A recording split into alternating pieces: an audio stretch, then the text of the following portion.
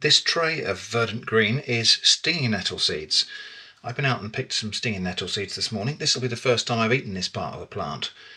Very familiar with eating nettle leaves, but this is the first time I've eaten the seeds.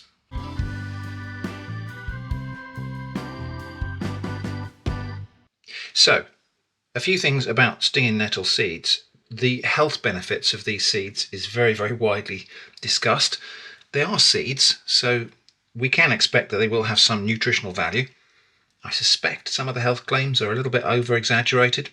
However, stinging nettles are a hugely nutritious plant. They are one of the best balanced sources of amino acids from a plant that you can actually get. They've got a surprisingly balanced and complete amino profile. And we can expect that to be true of the seeds. I'm sure the seeds have got some other goody stuff in there as well. So I went out for a walk this morning on a quiet footpath and picked these nettle seeds. A lot of people say the stings aren't present on the seeds. Let's just have a quick look under a microscope and see whether they're telling the truth. So I think technically they're right. The whole of the plant is covered with little stinging hairs called trichomes, and they are like little glass hypodermic syringes. They stick in your skin, break off and inject poison directly into your skin. It's an irritant mostly, and for most people it's not problematic. I don't have a problem with getting stung by stinging nettles. However, as we can see under the microscope here, those stinging hairs are present on the stalks of these seeds. So I think if I was going to get my fingers in there, I would end up getting stung, and getting stung on the fingertips is one of the worst places. So don't attempt anything without the gloves. Anyway, there are two different sorts of flower structures. Nettles have male and female flowers on separate plants, and the male flowers obviously are no good for picking for the table. The male flowers look quite different to the female ones. The male flowers kind of stick out sideways. The female flowers droop down with the clusters of seed. Here is the difference on screen. Quite easy to see when you're there in person. I spread these out on a tray when I got home to allow any little visitors and passengers, invertebrates, to make their way away from the tray, although I can still see a few here now. But I'm just going to rub some of these nettle seeds off their stalks. I'm going to prepare these raw today and fresh. The more common way to enjoy these is dried, and so I will dry the rest of these. But I think today I've got an idea for trying something with the fresh seeds. So I'll just kind of gather some of those into the corner here.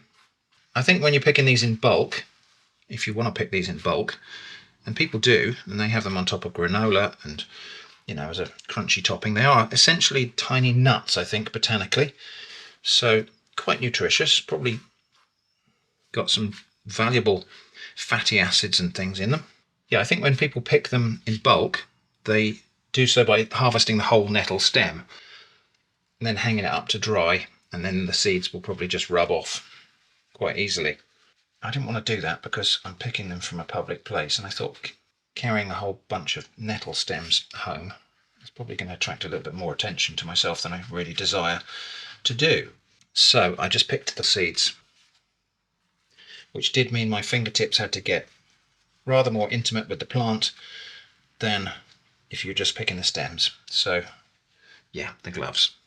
So the seeds themselves do have tiny hairs on them, but I don't think they're the stinging hairs. I've seen various warnings on different websites about nettle seeds being a stimulant and you shouldn't eat too many of them raw.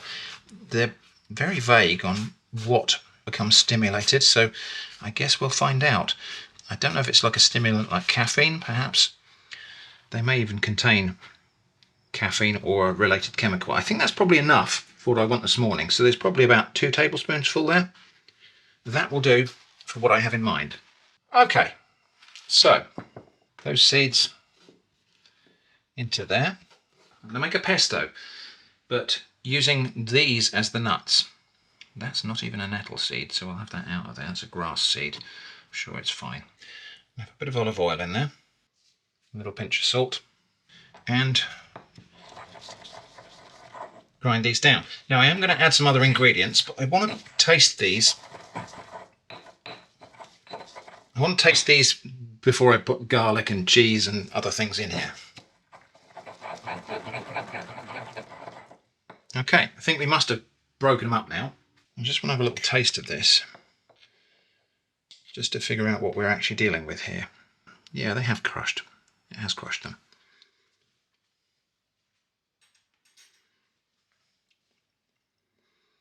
Okay, so I've got to kind of in my head subtract the taste of olive oil. There's a nuttiness to these seeds, a kind of green herb flavour, tiny little bit of spicy. I've often thought nettle leaves have a bit of a gingery taste, and that's definitely present here. There's a spicy, maybe slightly black pepper flavour. So additionally, a clove of garlic, which I'll just cut up into slices to make it a bit easier to get going on. And that was the reason for tasting those before putting the garlic in, because obviously now the dominant flavour is very likely to be garlic. So let's have that out of there. And I want some cheese in there. I'm going to use a mixture of two different cheeses.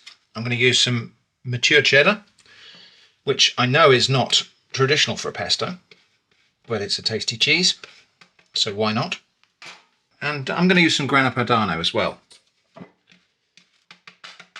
That needs some more oil.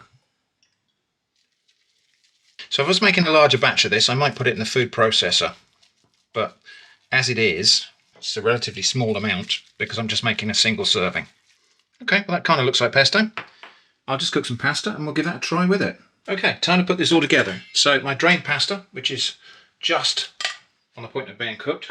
The pesto, I did give it a little bit of water just to loosen it up a bit. And I've got this in a cold bowl because I didn't want the pesto just to cook onto the hot pan. I want it to soak into the warm pasta. That actually looks pretty good. I've also got a tiny bit of the starchy water from cooking the pasta, just to loosen that up a little bit if it needs it.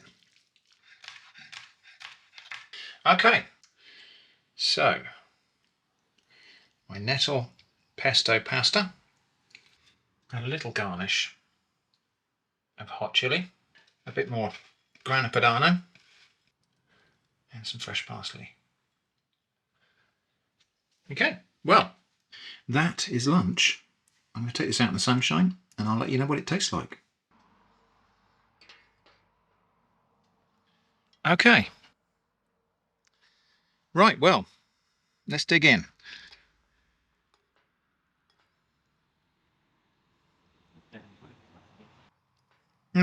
So those seeds, despite not being the majority ingredient in here, I can definitely taste the nuttiness of them.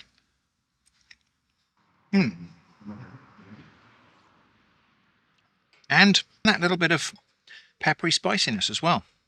There's no black pepper in this, which is a sin of omission, but when fresh, those nettle seeds have definitely got a little hint of background spiciness, and they've got wonderfully sort of gingery taste. Well, for my first taste of nettle seeds, quite happy with that. I think the seeds could stand to be ground down a little bit more. So maybe a bigger batch made in a food processor that can actually break the seeds apart, because I am encountering a lot of whole seeds in here. It's not unpleasant. They are like tiny little nuts. There we go then, nettle seed pesto. And if I experience any noticeable stimulant effects, that'll be on a piece of text on the screen right now. So that was nettle seed pesto. Very pleasant. I hope it's been interesting. Thanks for watching, and I hope to see you again soon.